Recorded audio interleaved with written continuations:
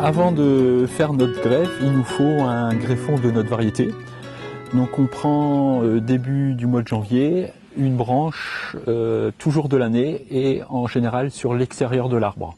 Au mois de janvier, on n'a pas de feuilles et on vient l'enterrer à moitié dans son jardin, dans la terre.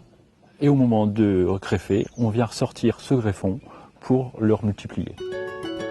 Pour multiplier les arbres fruitiers, il nous faut plusieurs outils. Un sécateur, un greffoir, une pierre affûtée pour que notre greffoir coupe bien, un greffon, un porte-greffe,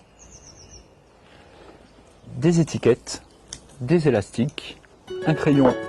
En mars, au moment de greffer, on ressort le greffon de son jardin qu'on avait enterré au mois de janvier. On se met juste derrière un œil ou derrière un bourgeon et on va faire une coupe de 3-4 cm dans le sens du greffon. Sur cette coupe, on laisse un tiers en haut, 2 tiers en bas et on vient faire une autre entaille dans ce greffon. Voilà, notre coupe de greffon est faite, on compte 3 yeux ou 3 bourgeons et là on vient couper comme ça. Donc ici c'est la partie variétale qu'on va regreffer. Donc c'est la partie racinaire de l'arbre.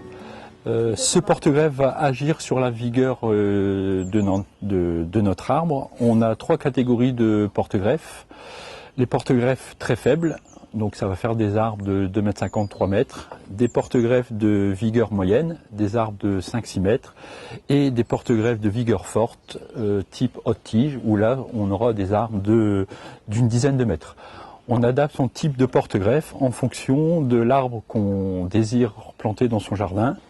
On vient faire une coupe sur une partie haute, sur une partie lisse, comme ça.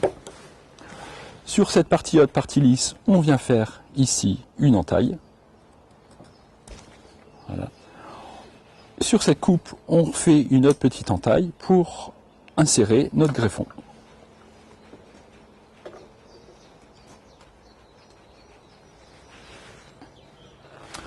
On assemble les deux coupes ensemble.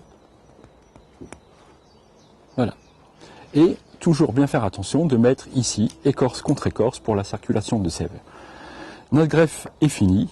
Afin de consolider et d'avoir des meilleurs contacts, on vient mettre un élastique.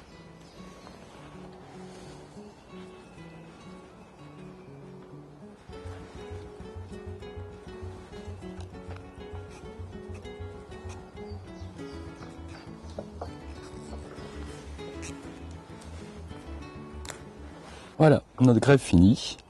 Une fois qu'on a fait ça, ne pas oublier de mettre une étiquette avec le nom de la variété. Et après, puisqu'on est en greffe sur table, on vient la tremper dans la cire afin de protéger notre greffon. Faites attention à ne pas trop chauffer la cire, sinon vous allez brûler les yeux. Il faut qu'elle soit fondue et qu'elle fiche très vite sur notre greffon. Donc on trempe de façon rapide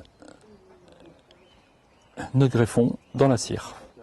On attend et on vient la retremper une deuxième fois. Voilà, l'opération est finie. Maintenant, vous devez planter ça le plus rapidement dans votre jardin et entretenir cette greffe pendant 1 an.